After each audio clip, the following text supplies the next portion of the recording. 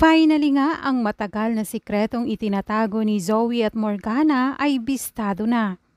Nalaman na nga ni Annalyn ang sikretong ama ni Zoe, itong si Dr. Carlos.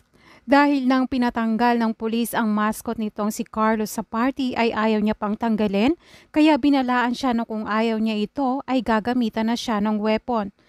Nagkagulo na nga sa party dahil hindi magdadalawang isip ang mga pulis na gamitin ang kanyang weapon laban kay Carlos. Dahil ayaw pa rin talagang sumuko ni Carlos kaya naman walang nagawa ang pulis kaya tuluyan na siyang binaril. Dahil nakita naman ni Zoe na nabaril na ng pulis ang kanyang ama, kaya nagmamadali na siyang umakyat sa stage at umiiyak. Lumapit siya kay Carlos at nakikiusap na huwag sasaktan ng kanyang ama. Finally nga ay nanggaling na mismo sa bibig ni Zoe na ama niya itong si Carlos. Sobrang takot nga ang nararamdaman ni Zoe. Kaya this time kahit na malaman ng iba ay nagawa pa rin niyang makiusap sa mga pulis para lang maligtas si Carlos. Okay na sa kanya na malaman na anak siya ni Carlos kesa mawala ng tuluyan ang kanyang ama sa kanya. Sa party naman ay nagulat si Annalyn dahil narinig niya na tinawag ni Zoe na ama itong si Carlos. Kaya naman kinompronta niya itong si Zoe na ama niya pala itong si Carlos.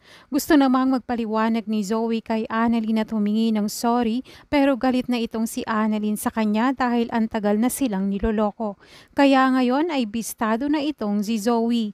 Kaya mapapaisip siya kaya pala palaging nakakatakas si Carlos dahil na rin sa tulong nitong si Zoe. Finally nga at nasagot na rin ang mga tanong nila at ang sikretong matagal nang tinatago ni Zoe ay finally nalaman na ni Annalyn. Malalaman na nga rin ni RJ at Lynette ang totoo na si Zoe ay anak pala ni Carlos kaya dito na maiisip lahat ni Lynette na kaya pala nung tumatawag si Zoe sa kanya ay dad ang tawag niya at malalaman nila na matagal na palang alam ito ni Zoe na ama niya itong si Carlos. Ikakagulat rin ito ni Harry na ate niya nga pala itong si Zoe pero naging mabuti naman ito sa kanya at mapapaisip siya na kaya pala ang bait-bait ni Zoe sa kanya at sa iba hindi at tinuring pa nga rin siyang tunay na kapatid.